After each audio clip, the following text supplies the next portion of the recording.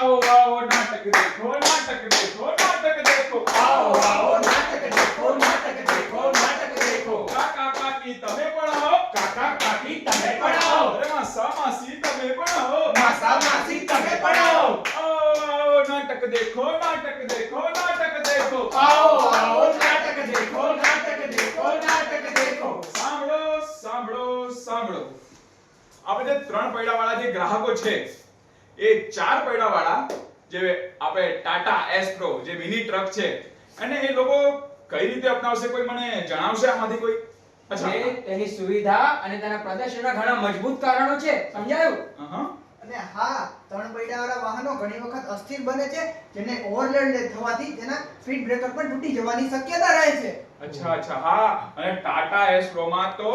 મહાન સ્થિરતા જણાવે છે કારણ કે એના તો ચાર ટાયરો છે એટલે સ્થિર જ ચાલે છે અને હા અકસ્માતોથી બી બચાવે છે અને કોઈ પણ આપણે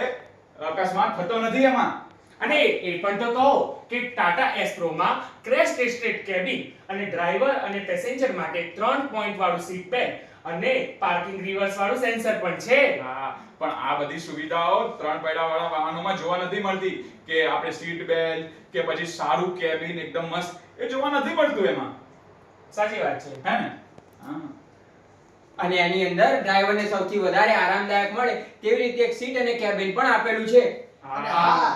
ડ્રાઈવરના બદલે સ્ટેરિંગ આપવામાં આવે છે જે વધુ આરામદાયક બનાવે છે તે ત્રણ પૈડાવાળા વપરાશ કરતા વધુ સારું છે હા અને ટાટા એસ પ્રો માં 750 કિલોગ્રામ જેટલો વજન એ ખમવા માટે સક્ષમ છે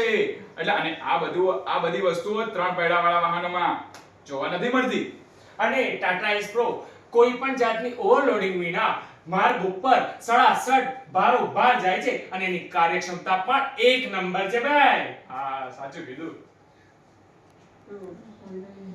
અને થ્રી વ્હીલરના વપરાશ કરતા જે આપણે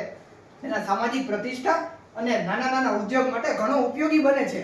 અચ્છા અને હા ટાટા એસ પ્રો નું જે પાછળની જે ડેકી છે એ 6.5 ફૂટની છે એટલે કે કોઈ પણ મોટો સામાન ગમે તેવો મોટો સામાન એ આરામથી ફિટ થઈ જશે અરે આમાં. વાહ. અને તેની એક શોરૂમ કિંમત માત્ર 3.99 લાખ રૂપિયા છે જે ભારતની અંદર સૌથી મિની ટ્રકની સૌથી સસ્તી છે સમજાયું કે નહીં અને હા એસ પ્રોમાં પાવર ટ્રેકના 3 વિકલ્પો આપવામાં આવે છે ઓહો હા પહેલો વિકલ્પ તો એ કે એ પેટ્રોલમાં ચાલશે અને પેટ્રોલમાં ચાલશે તો એ 20 ની માઇલેજ આપશે બીજો વિકલ્પ કે એ બાય ફ્યુલમાં ચાલશે એ 30 પ્લસ ની માઇલેજ આપશે અને ત્રીજો વિકલ્પ ધ્યાનથી સાંભળજો એ EV વેરિયન્ટ છે એટલે કે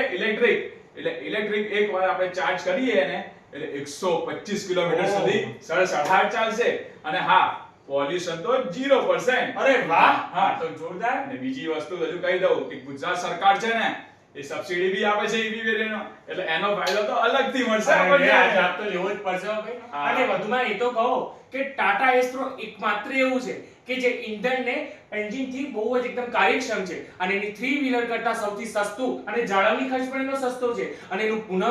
વેચાણનું જે મૂલ્ય છે ને એ પણ 3 વ્હીલર કરતા વધુ છે અને ખાસ એની જો જાળવણી ખર્ચ મેન્ટેનન્સ ચાર્જ બી ઓછો છે એટલે 3 વ્હીલર કરતા એને સસ્તું બનાવે છે તો છે ને કિફાયતી એકદમ ફાયદામંદ છે હો. તો પછી વાહ ભાઈ વાહ અને આપણે થ્રી વ્હીલર કરતા જે થ્રી વ્હીલર કરતા ફોર વ્હીલ જે વપરાશ કરતા છે તે નાના શહેરી વિસ્તારમાં આરામથી નેવિગેટ કરી શકે છે અને સાથે સાથે આ જે 3 વ્હીલર ટાટા એસ પ્રો છે એ નાના ઉદ્યોગ સાહસોને બહુ જ મદદ કરે છે માર્કેટિંગમાં અને આની લોનની પ્રોસેસ પણ બહુ ઝડપી છે આજે ભારતમાં 2500 થી વધુ એના આઉટલેટ્સ છે અને 24/7 એની રોડ સાઇડ સહાયક છે અને સ્ટાર્ટઅપ ગુરુની સહાયકો પણ એની ચાલુ છે ને મજેદાર હા એકદમ મજેદાર છે અને છેલ્લી વાત કે પેટ્રોલ કે પછી બાય ફ્યુલ કે પછી EV વેરિયન્ટ એ બધાને સૌથી વધારે સક્ષમ કહેવામાં આવે છે અને જે આપણે ત્રણ વ્હીલરોમાં આ બધું જોવા મળતું જ નથી આપણને અને એમાં પણ વધુ કોઈ પણ જાતના રસ્તા હોય ઉબડ ખાબડ કે ઓવરફ્લો હોય એને જડાજડ એ રીતે માર્ગમાંથી વહન કરી દે છે અને 3 વ્હીલર કરતા રેન્જ પણ જોરદાર છે ને મજેદાર એકદમ મજેદાર છે આ તો